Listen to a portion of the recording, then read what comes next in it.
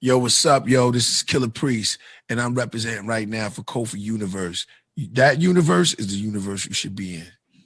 YouTube salute. Andre 3000 explains why a lot of artists of today sound the same. If you're new to my channel, thumbs up the video, hit that sub button, click that bell icon to be notified when I upload new content and go live. Let's listen to this, y'all. Rapping, once again, I'm trying to make the parallel. Like, if we would have come out as Outkast when we thought we were ready, we wouldn't be around today because we sounded like everybody else. We sounded like who we were listening to. So I think, and that's one thing now, I don't think artists have time to cultivate themselves. So a lot of artists sound the same because you can quickly jump on a microphone. But it's awesome because you get an immediacy, but you don't get time to hone who you are. You know, like even like Future came up in the dungeon. So I know like Ray has Future recordings that Future sounds different. Future was rapping. It takes a minute, like even 2 Chainz, like Titty Boy was rapping. Yeah, for sure. And so what I'm saying is like over time you develop a thing and you figure out, oh, this is most effective for me. You know what I mean? And we see it and we love Future for what he do now. You know what I mean? Like, I don't know if it would have been as successful.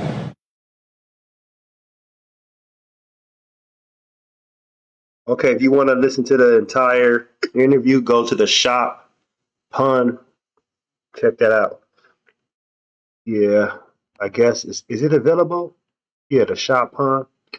It should be available, whatever. But as far as like what Andre's saying, I agree with him because think about it. When Outkast first came out, that was '94, right? My thing is this: they had their own unique style. And at the time, like Andre said, him and Big Boy, they had their style off of A Tribe Called Quest. Not to say they wanted to be A Tribe Called Quest, but they looked up to A Tribe Called Quest, but they still had to come with their own uniqueness, you know, their own cadence and rhythm, voice pitch, the rhyme patterns that was going to separate them from anybody in the industry. Nas, the second coming of Rakim, people said that back in the day, but Nas had his own, you know, cadence, his own voice pitch, you know, the patterns and the things he was talking about compared to Rakim. Biggie, same person, another person that he was doing the same thing if he wanted to sound different from anybody. Tupac, you know, the list goes on and on and on. I don't really have to say too much. There are people who sound similar, but at the same time, you can tell the nuances. You can look at the nuances and, you know, and hear them. You're like, oh, okay, I see the difference between this artist and that artist. Like ODB, if you think about Flavor Flav back in the day, or Biz Markie, ODB sound totally different from Biz Markie. But at the same time, though, you see where that style is coming from. Snoop Dogg. Listening to, like he said, he had love for Dougie Fresh, Slick Rick, you know, great storytellers and stuff. So, but at the same time, he came with his own style on the Doggy Style album, but he paid homage to them because he knows that they did a lot for him. So I think, to me, artists today, they just jumping on the microphone and rapping, but at the same time, it's more like you need to separate yourself from who you are. You know, I mean, as far as who you are, from other people in the industry, you want to know that when you on a track and somebody hears you on the track, like you a feature, oh, that's so and so. That like that's the Kendrick, that's the J.Cole, that's the Styles P, that's a Benny the Butcher, that's a Vince Staples. Like you know from the get go, you don't want to second guess yourself. Be like, man, who the hell is that?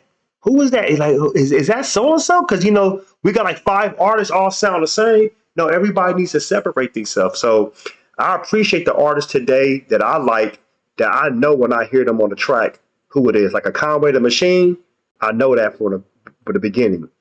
A Baby King, I know how he sounds. A Vince Staples, a Corday, a Benny the Butcher, a West Side Gun, Stove God Cooks. They got their own way of how they do things. But Ransom, you know, he's been around, but still he separates himself. You know, Rock Marciano, you know, Jay Wordy, Those type of artists, they've created a lane for themselves, and they know like this is the way, this is the route I'm going. A Larry June, same person, same way. He's another person that I respect because that's his own lane. He knows that that's why people will support him and go to his shows, knowing that they ain't gonna say, "Oh, that's the Larry June reminds me of this artist," and you put both of their albums on together, they sound exactly the same. Bullshit. Larry June is Larry June, and we need that. We need to have the E40s. We need to have the Ice Cubes. We need to have the Cool G raps, the LO Cool J's. You know, I'm just naming some artists of the people that separated themselves, knowing that hey, I'm in my own lane. You can't even come close to me. We might have some of the same similar topic subjects, and that's fine. But when it comes to like my delivery, my punchlines, you know, my wordplay, my creativity, you can't even compare. And I'm going to always have myself in my own lane, but at the same time, I've carved a lane for myself that somebody can give respect to me, props to me, but they can't duplicate what I've actually created. Post your comments below. Hulk smash Black Panther the like button, subscribe to my channel. Click the bell icon to be notified when I upload new content and go live. You want to support, donate to the channel, I have Patreon. Patreon.com/KofiUniverse. Venmo, Cash App, PayPal, Streamlabs, everything's in the description. Until next time, salute.